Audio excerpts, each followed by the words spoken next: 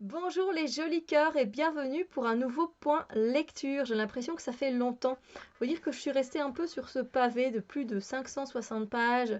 Donc aujourd'hui, je vous présente ma lecture de Terre de brume, le premier tome, Le sanctuaire des dieux de Cindy Van Wilder aux éditions Rajo. Ensuite, je viens vous présenter Alice de l'autre côté du miroir, donc le deuxième livre de Lewis Carroll aux éditions Le Livre de Poche. Et ensuite, je viens un peu vous parler de La Passe-Miroir, le livre 3, La mémoire de Babel de Christelle Dabos aux éditions Folio. Donc, j'ai quand même enfin commencé du coup ma pile à lire, ma palle de l'hiver et du printemps, hein, qui est donc celle-ci. Voilà, ça se commençait avec la Passe-Miroir. Et aussi avec Alice au pays des merveilles. J'étais pas sûre de l'inclure dans cette palle-là. Je l'avais déjà inclus dans ma palle automne-hiver. Je l'ai pas lu. Je me dis, bon, allez, essaye. J'ai essayé, je vais vous donner mon avis. Et donc voilà, j'ai commencé et j'ai rajouté du coup Terre de brume 2, le deuxième, parce que c'est une duologie et que comme ça s'est lu très vite et que j'ai bien aimé, ben, du coup, je me suis dit, je vais rajouter ça à ma palle. Hiver, printemps. Heureusement qu'il y a le printemps qui est inclus dedans. Donc voilà, maintenant je vais vous parler du coup de Terre de brume. Terre de brume, c'est un livre un livre fantastique. Voilà, au niveau du genre, on est sur du fantastique. Et on va se retrouver en fait au tout début du livre avec Hera. Avec Hera, qui est une jeune femme qui vit dans un sanctuaire, le sanctuaire de l'eau, je pense que ça s'appelle, si je ne dis pas de bêtises. Hmm, il y a le sanctuaire de Sophia, il y a le sanctuaire... Le... C'est l'aqueduc en fait, c'est un aqueduc du lac Tao. Pour moi, je le dis le sanctuaire de l'eau, c'est plus facile. Et donc cette jeune fille, elle vit là-bas entourée de brume parce qu'il y a eu un bouleversement. Et depuis ce bouleversement, eh bien, il y a comme ça des sanctuaires dans lesquels il y a des personnes qui y vivent. Il y en a qui ont des pouvoirs, il y en a d'autres qui n'en ont pas, des pouvoirs magiques. Et dans chaque sanctuaire, il y a un élément qui prédomine. Et ici, on va suivre Hera, qui fait partie de ce sanctuaire du peuple de l'eau et donc qui a la particularité de pouvoir manipuler un peu l'eau comme elle le souhaite. Et on va retrouver également Intisar, qui est aussi une jeune fille qui fait partie du sanctuaire de Sophia, du sanctuaire du feu, et du coup qui a une facilité pour la magie du feu, de l'élément du feu. Et dans un premier temps, donc on retrouve Hera. Donc on se retrouve dans ce monde de brume où les gens naviguent sur la brume, tout simplement en fait. Et pour aller d'un endroit à un autre, ils doivent prendre des bateaux. Voilà, tout simplement, c'est un peu comme ça que ça se passe. Et on retrouve Hera donc dans son sanctuaire qui c'est plutôt une guerrière de l'eau, on va dire, et qu'elle protège un peu les gens qui vivent là-bas et elle les aide, etc. Et puis de l'autre côté, on a Intisar. Intisar, elle a un don qui permet de voir les esprits, d'être entre les deux mondes, si vous voulez. Et en fait, elle voit qu'une vague de mauvais esprits, de zombies, si on peut dire ça comme ça, va déferler sur le sanctuaire de l'eau. Et donc elle demande on va dire à sa chef, hein, parce que je me souviens plus des noms, elle va demander, voilà, à la personne au-dessus d'elle si ils peuvent les contacter pour leur dire qu'il y a un grave danger, qu'ils encourent un grave danger, qu'il y a une vague qui arrive et que c'est pas une vague de brume normale, voilà, qu'elle a l'air vraiment beaucoup plus dangereuse que certaines vagues de brume qu'il peut y avoir. Et la chef en question refuse. Elle dit non, tout simplement non, tu ne fais rien, on ne fait rien, on ne fait rien pour eux. Super sympa. Intisar n'est pas d'accord avec ça, elle a envie d'aller les prévenir et donc elle y va de son propre chef. Je m'arrête là pour le résumé. Parce qu'il n'y a pas, en fait, il y a pas énormément, ça ne fait que 282 pages. Donc c'est vraiment, et c'est écrit très grand, et ça se lit très très vite. Il y a beaucoup d'espace, c'est une écriture qui est très fluide. Je ne pensais pas me faire prendre au jeu, en fait. Comment dire, j'aime pas trop le personnage de d'Hera. Je préfère le caractère de d'Intisar à préférer. Je trouve que l'ambiance brumeuse comme ça, elle est super géniale. J'adore, je veux dire, la dernière partie du livre où il se passe encore d'autres choses. euh, Avec un domaine, on va dire, différent, que moi j'aime bien retrouver dans les livres de fantasy et de fantastique. Et c'est vraiment très agréable. Et comme ça a été pour moi un page turner, que j'ai vraiment pas arrêté de tourner les pages, je me suis dit non, je vais pas pouvoir attendre avant de lire la suite. Je voulais vraiment la lire directement, sauf qu'en magasin, ben, il n'y avait pas le second tome. Du coup, j'ai dû attendre, je l'ai commandé. Et du coup, ben, le voici et ce sera ma prochaine lecture. Euh, et, euh, et j'ai hâte en fait de savoir la suite, de savoir ce qui va se passer. Ça a l'air très intéressant, c'est très bien fait. Je suis contente d'avoir je suis contente vraiment d'avoir enfin découvert la plume de Cindy Van Wilder parce que c'est elle qui a également écrit Les Outrepasseurs.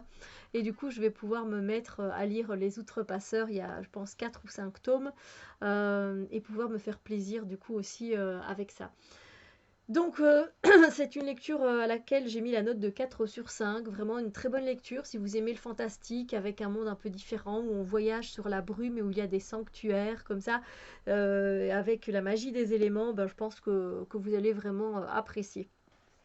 Alors, ensuite, j'ai quand même décidé, même si c'était pas une grosse lecture, je me suis dit, j'ai pas envie directement d'attaquer ce big livre.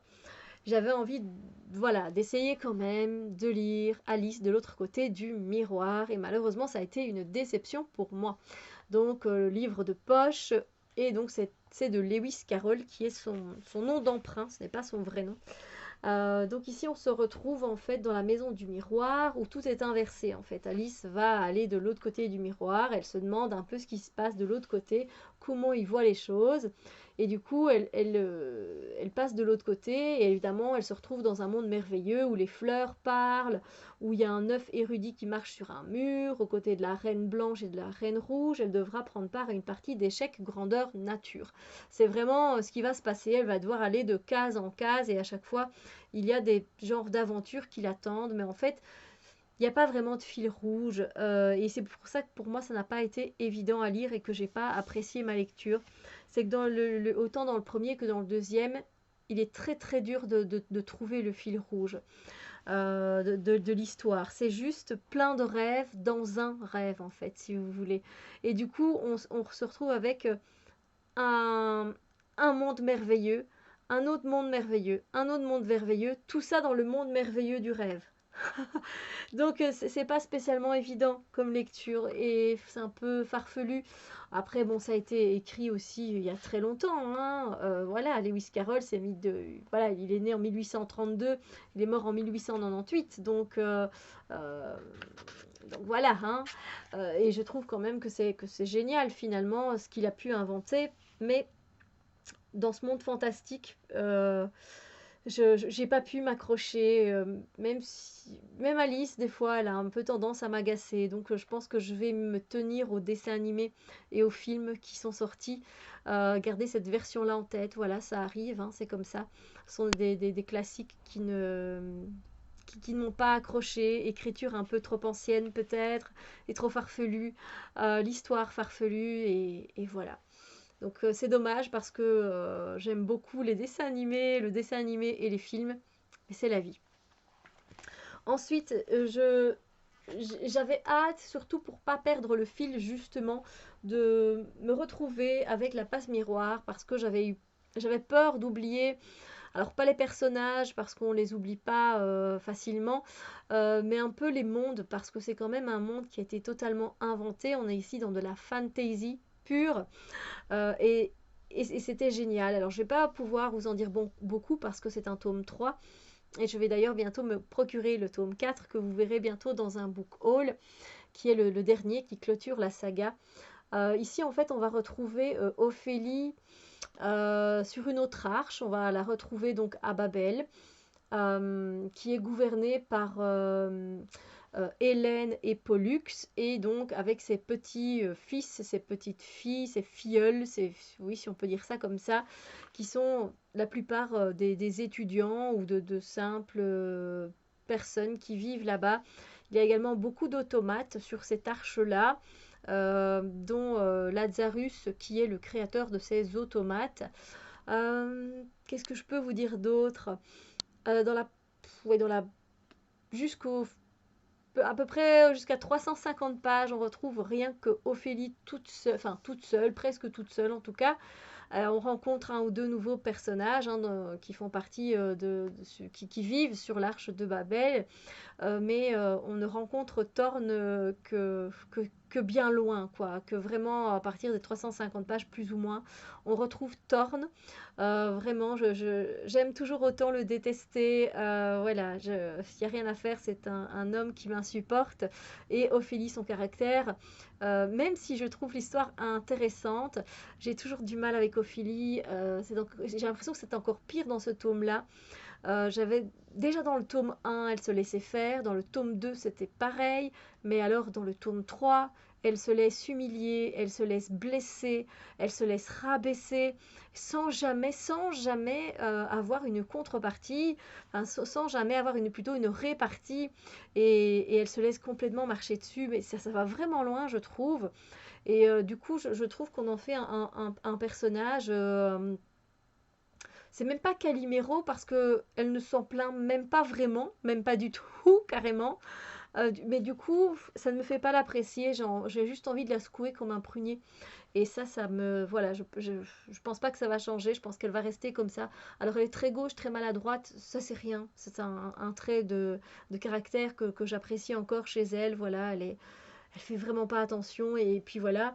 Mais le fait qu'elle se laisse faire tout le temps, ça par contre, ça m'agace. Et c'est vraiment, on la prend vraiment pour moins que rien, tout du long, encore et encore. Et ça, c'est vraiment la touche qui m'énerve. Et c'est pour ça, je pense que c'est pas un coup de cœur. C'est parce que autant Ophélie et Thorn, j'ai du mal à les apprécier complètement. J'aime beaucoup par contre Archibald et Victoire et Octavio. Dans ce tome-ci, on rencontre Octavio. Euh, donc je vous laisse découvrir évidemment. Mais c'était bien fait, hein. On se retrouve encore avec pas mal d'aventures. Euh, Qu'est-ce qu'il y a d'autre que je pourrais vous dire? On se retrouve avec des sans-pouvoirs, avec ceux qui ont des pouvoirs. Elle est toujours à la recherche de Dieu, de qui c'est Dieu finalement, et de l'autre qu'elle a laissé s'échapper à travers un passage de miroir. Et voilà, donc j'aime beaucoup les révélations qui ont été faites en fin du livre, c'était intéressant et ça donne envie de connaître la suite, mais je reste encore sceptique si je garde ou pas cette série dans ma bibliothèque, cette saga, parce que je lui ai quand même mis la note de 5 sur 5, parce que j'aime vraiment bien, mais c'est pas des coups de cœur et je m'accroche pas tant que ça. C'est vraiment en fait l'univers qui a été construit que je trouve vraiment bien fait. Sinon, j'ai juste envie de secouer Ophélie et de secouer Thorn aussi. Du coup, voilà, c'est en plus les personnages secondaires, moi, que j'apprécie dans ce livre, que les deux personnages principaux. Du coup, ben, je verrai bien. En tout cas, c'était une très bonne lecture et je vous conseille cette saga. C'est particulier, c'est différent et j'aime le fait que ce soit différent et particulier. Voilà, donc ma prochaine lecture, c'est vraiment une lecture assez soft. Elle n'est pas tout près de moi, mais bon, vous verrez ça dans un prochain point lecture. Donc voilà, pour mes lectures du moment, je suis contente moi d'avancer aussi dans mes sagas, hein. C'était vraiment, c'est un point sur lequel je tiens, enfin c'est un point que je tiens à respecter cette année 2020 parce que c'est bien d'acheter des débuts de nouvelles sagas, mais c'est bien aussi de les continuer. Et ce que j'ai remarqué, c'est que plus je traîne dans le temps et plus j'oublie la moitié de l'histoire et voilà, c'est pas très gai. Du coup, j'essaye de rapprocher un petit peu, voilà, quand je commence une saga, ben, j'essaye de la terminer j'essaye en tout cas qu'elle soit dans ma prochaine pile à lire pour que je continue. Sur ce, ben moi je vous souhaite une très belle journée et avant de terminer, de vous envoyer des bisous lumineux. Dites-moi pour le moment quelles sont vos lectures, voilà, qu'est-ce que vous êtes en train de lire de beau. J'aime toujours bien savoir, vous, ce que vous lisez. Ça pourrait me donner aussi d'autres envies de lecture. J'espère en tout cas que voilà, ça vous a peut-être donné envie de découvrir un livre ou l'autre. Alors après, ce n'est qu'un avis. Par exemple, pour Alice au pays des merveilles, je sais que, et de l'autre côté du miroir ici, je sais que voilà, beaucoup de personnes ont apprécié ce livre, ce monde. Moi, je l'aime beaucoup, encore une fois, mais pas avec le livre. Donc, mais c'est voilà, à vous de vous faire aussi votre propre avis et vos critiques. Mais j'espère que ce point lecture vous a plu. Sur ce, je vous laisse. Je vous fais plein de bisous lumineux et je vous dis à très bientôt pour d'autres vidéos.